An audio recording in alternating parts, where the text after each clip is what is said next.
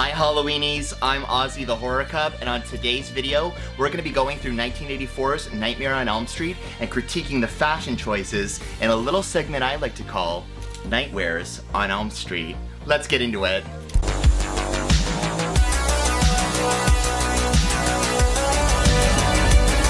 That's right, today's video is all about critiquing the fashions of 1984's A Nightmare on Elm Street, directed by the incredible Wes Craven.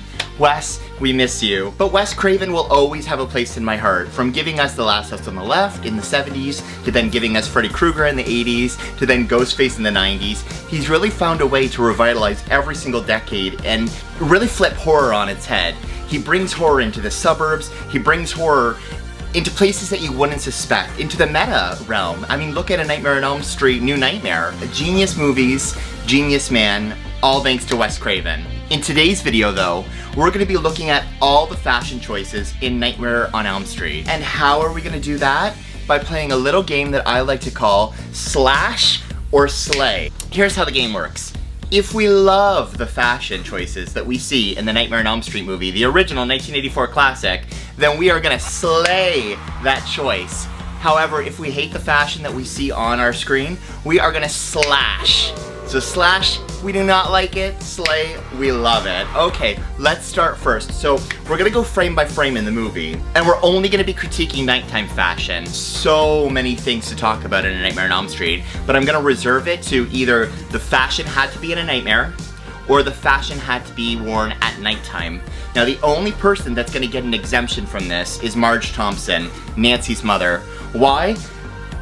When I look at her outfits, I can't decide if they were supposed to be nightwear, and then she just chose to wear them into the day because she was, you know, sauced a little bit. And I respect Nancy's mother. I don't think Nancy's mother gets enough love and attention and respect. Whenever I watch A Nightmare on Elm Street, whenever I watch the first A Nightmare on Elm Street, I live for Marge Thompson. I don't know if it was the portrayal of how the character was just made. This alcoholic, I live. Like, I swear to God, if I was a mother, I would be Marge Thompson. She just speaks to me so thematically. So we're gonna have to start at the very beginning of the movie. Now, the first character that we see in like a nightmare-esque sequence would be Tina. But before that, we get to see Freddy constructing his glove. Ha!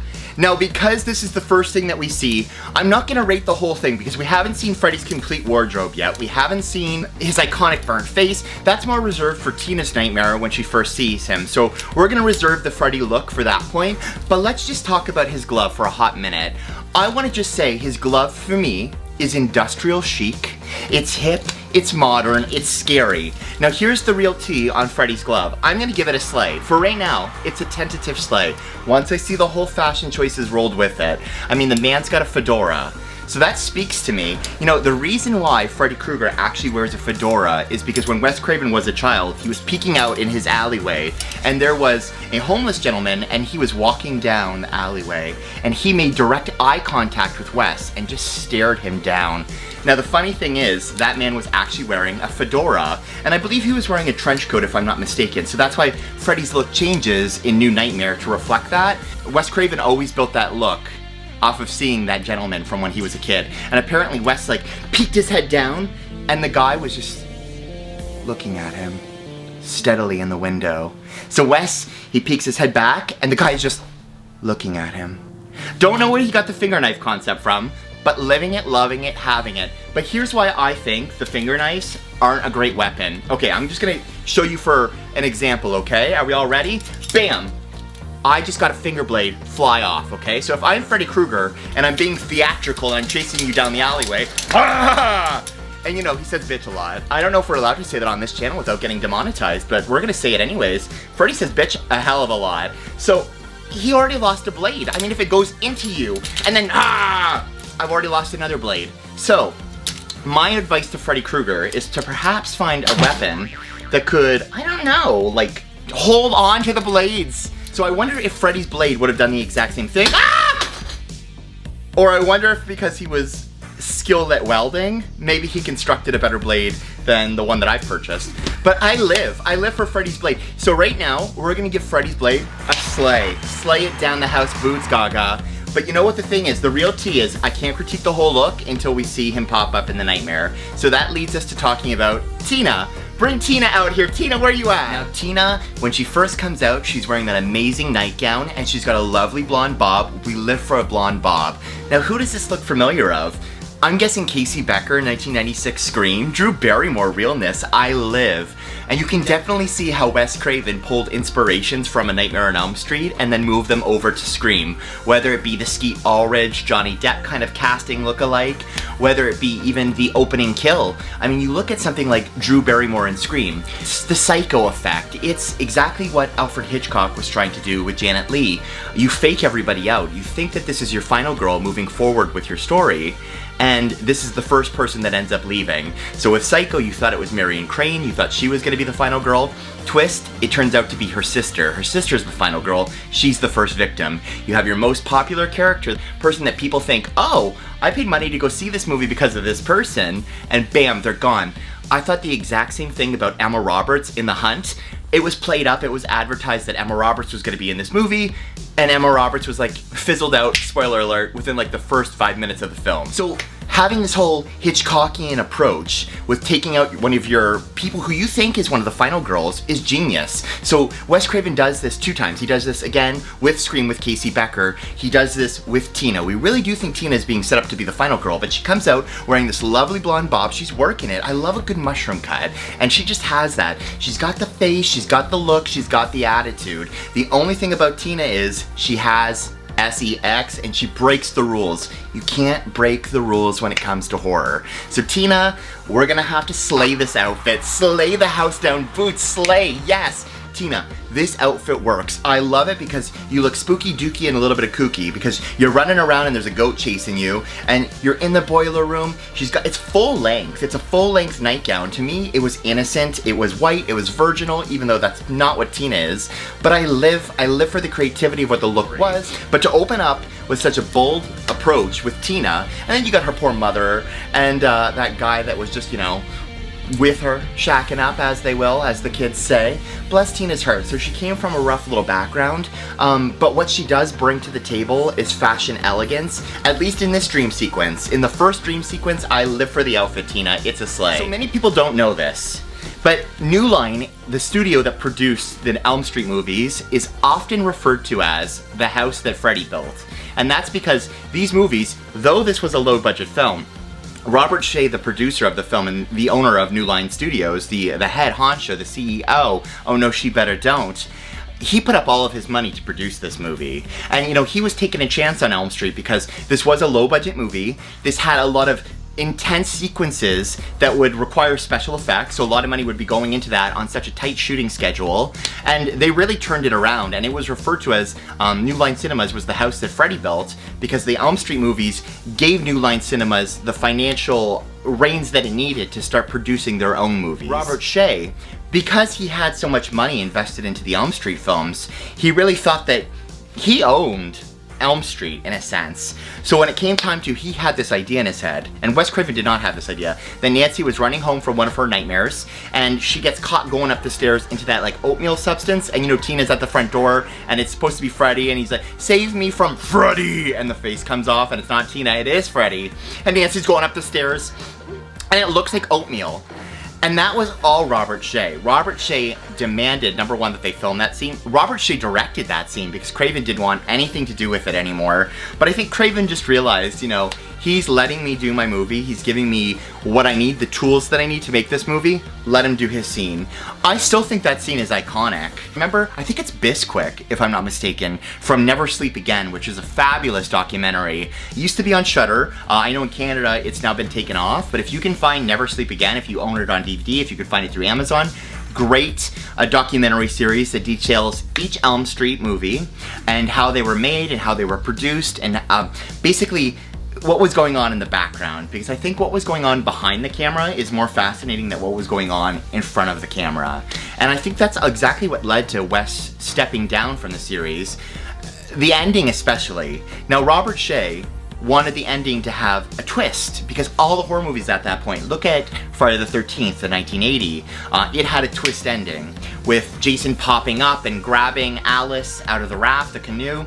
So he really wanted to have something that was going to hook them for a sequel. Now Craven's the genius. Craven did not want to have his ending murky or ruined, because his original concept for the ending was when Nancy does turn her back onto Freddy, that's it. That's done. Freddy is gone. He thought it would be too confusing to the audience to then have Freddy pop back up.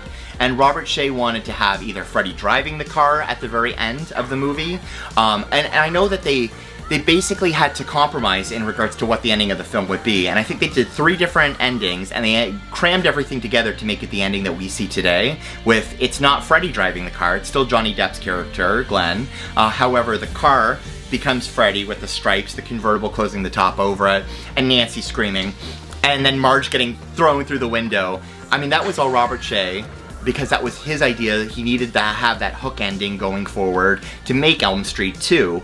And the director of Elm Street 2 actually crapped on Wes Craven's work. So shame on you, Freddy's Revenge director. Freddy's Revenge we're gonna get into, but I mean, as a gay male, I look at Freddy's Revenge totally differently because I've seen Scream Queen, the documentary which details Mark Patton's life as he was making that film and what was going through the director and the writer's head, and was it supposed to have so much gay subtext? We'll get into that film a little bit later on, but I just don't think, if you don't understand the fundamentals of what makes an Elm Street movie, I don't think you should touch it. And I think that was important that they sampled and played with what an Elm Street sequel should be so early on, so that they could really tonally get it right for Dream Warriors, only to then butcher it up in the Dream Master. And I know a lot of people love Dream Master. They consider it the MTV of the Nightmare on Elm Street series in terms of what they were doing, how it was becoming hip and modern, and Freddy was really becoming the MTV Freddy at that point, because he had quippy lines and he was just shouting them out left and right. He put it on his glasses when he was at the beach, when he was trying to kill the Tuesday Night character who took on Patricia Arquette's character as Kristen. Kristen Parker, I mean, genius, and we're gonna get into those films all later in Nightwears on Elm Street, but right now we gotta do the original. Okay, bringing Tina back. We're getting into our second dream sequence. The kids have now all gathered at Tina's house, so she's gonna be breaking the great final girl rule of no sex in a horror movie. So now she's been taken off the table as being our final girl. She wakes up, she thinks she's still in her house, she goes into the alleyway, and this is when she first sees Freddy for the first time. And Freddy has now extended his hands out in the alleyway. I loved how they filmed this, number one. I know they say that at the time it looked really hokey, and I know a lot of people might say, oh well, the effect doesn't hold up, because it was just fishing wire, and they were extending it like a puppeteer would, and they were making Freddy's arms extend outwards. I still think it works. It's supposed to be a dream sequence. It's supposed to be random. It's supposed to be unique. And I think that's what the original Nightmare on Elm Street does so well.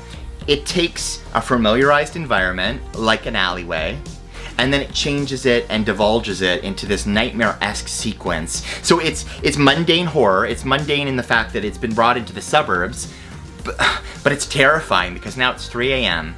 It's an alleyway, and it's this man in this red and green sweater, and Craven actually said the reason why he put Freddy into the sweater that he did was because the stripe sequence apparently affected the eye. The brain can't read the red and green in how it was striped, so already it was off-putting. And then you add the fedora, you add the razor gloves, and you add the burnt face, and you've got Freddy Krueger. You do not have Freddy Krueger without Robert Englund. Robert Englund is in Nightmare on Elm Street. Robert Englund is Freddy Krueger. So now we're in Elm Street, we're in Springwood, we're in Ohio, and we're in that alleyway with Tina. So the first time that we see Freddy, pretty clearly, it's at this point. He slices his fingers off for her, you know, Tina, watch this. And they start spewing out green. What I did not like though, there is a point in that movie where Freddy does try and implement his powers again to scare, I think it's Nancy, and he scratches himself. I think this is when he's in the boiler room as she's asleep in the classroom, and she, you know, it's only a dream! And she burns herself to wake back up. He slices himself there at that point too. I didn't like how his chest wasn't burned, because, you know, the rest of him is, but that point wasn't. So I appreciate what they did do and what they couldn't do. I understand it was a low budget movie, so don't come at me for that. What I don't like about Freddy's look moving forward into the Elm Street movies, and you can actually see with my Freddy costume right here as well, my Freddy look, the stripes run all the way through it, okay? Now, if you're gonna watch the first Nightmare on Elm Street and you're gonna critique the fashion of Freddy Krueger, you gotta know that the stripes didn't exist until the sequels. The stripes only existed on the very front of the shirt. They weren't on his sides, okay? So these were added on. I think Dream Master has them. I want to say Dream Warriors also has it. I wanted to look back into Freddy's Revenge to see if those stripes are there. So we're gonna comment on that in our next review for Nightwears on Elm Street. I don't like how they added the stripes to the side. I just think it's garish. Just keep him iconic. Keep him, you know, in frame. And what you do have is a really spooky character. I love Freddy. I mean, it's dark comedy at its best. That's Freddy Krueger. And Chucky, moving forward into the 1988 movies, like the Child's Play, Chucky really picked up Freddy's sensibility. There was only so many characters that could talk. Michael didn't talk, Jason didn't talk. You have Chucky, you have Freddy. Oh, and then you have Candyman moving forward into the 90s. Tony Todd's voice, just in Candyman, I know we're getting off topic, but when he goes, Helen, I fall in love every single time. My heart drops out of my pants, I swear to God. Tony Todd, if you're listening, you have the voice of an angel, and I'm so glad I got to meet you. I have your autograph on my wall. Love you, Tony Todd. Okay, but we're getting back. And Nightmare on Elm Street, we were getting off topic. How dare you get us off topic? We need to talk about Tina's look in that scene, because we love Freddy's look. We're gonna give Freddy's look a slay. You thought I was gonna slash it just because I talked a little bit about how I didn't like the stripes on the side. Now let me tell you something. Horizontal stripes are not a good look in your third trimester. I'm just pointing that out right now. I got that one from Bianca Del Rio. So if you watch Drag Race, you get what I'm saying. But Freddy pulls it off, and he pulls it off so well. But now Tina is now wearing an elongated men's shirt, a button-up shirt, and you know what? I'm not gonna crap on button-down horror, because I think you can pull off a cute button-down look. And she's wearing a pair of panties with it. And she's running through this alleyway. No shoes, no shirt, no service, but she has the shirt on. So we're gonna let it slide. But I don't know. You know what I think I would love about this outfit is if Tina's shirt had been a little bit longer, and I think if Tina's shirt was going down towards her knees, like she could still run in it. You could still make it short. I know that what you're gonna say, that horror movies are predominantly made for a straight male audience, and they wanna see, you know, TNA. I want to see TNA too. I'm gay, but I still want to see some TNA. Let me have it. I don't care if it's coming from a girl, a guy. Let's just... Horror movies, especially quintessential 80s horror, had sex scenes. So I love me a good sex scene, okay? But Tina's look for me, I just think maybe the panties could have been a different color. Had the panties have been a different color, let's just think they were hot fuchsia panties. I think it would have made the look stand out a little bit more.